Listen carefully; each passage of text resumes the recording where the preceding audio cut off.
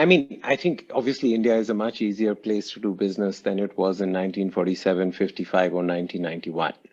But, we can't always compare to where you were. You have to compare to where you should be. I mean, and especially in today's world. And there are 67,000 compliances, 6,700 filings, and this changed 8 times every day last year.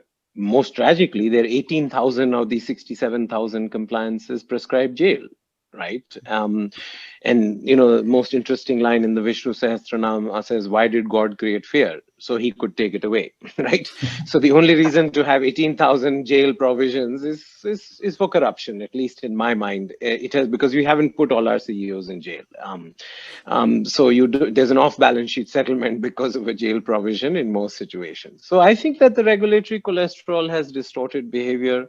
It's created an adverse selection among education entrepreneurs, among many entrepreneurs. I mean, essentially, at the heart, the challenge of this regulatory cholesterol is our labor is handicapped without capital, and our capital is handicapped without labor.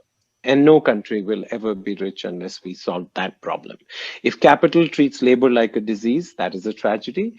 And if labor is unable to attract capital, that is the tragedy. So it is what we call total factor productivity in India that has been sabotaged by this regulatory cholesterol. How land, labor, and capital combine. I mean, you can throw more land, more labor, and more capital at anything, but they have to combine. It's the difference between the ingredients and a list and the recipe. The list of ingredients everybody knows, but the recipe is where the nazakat in terms of sequencing, proportioning, and that's where entrepreneurs bring their art and their craft. If entrepreneurship was a science, you could follow a checklist and start a company, right? But out of the 63 million enterprises in India, or out of the 12 million GST registrants, only 70,000 have revenues of more than 5 crores. Right. So there are only 22,500 companies now with a paid up capital of more than 10 crores.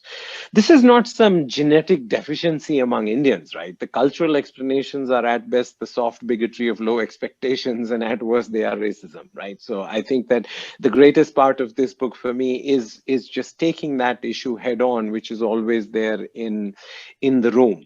So I think that the regulatory cholesterol has come down substantially, but we need to take an axe through the cholesterol in banking. We need to take an axe through the cholesterol in employer compliances, in urbanization, and in many areas. So I think the recent reforms are substantial, but our job is far from done. And maybe our job is never done, right? I mean, you're approaching, an infinite horizon. But I think when we look forward on the job, and that's what I would love to get both their perspectives now.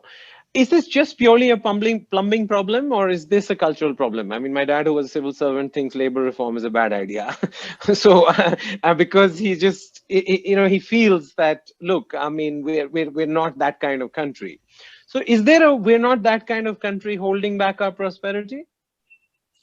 Or is it just a plumbing problem where you define a new state, a smaller state, a more focused state, a more open state, and we'll talk about the specifics of the state. But before we get into what the state is this a cultural issue at all, or is it purely a plumbing problem?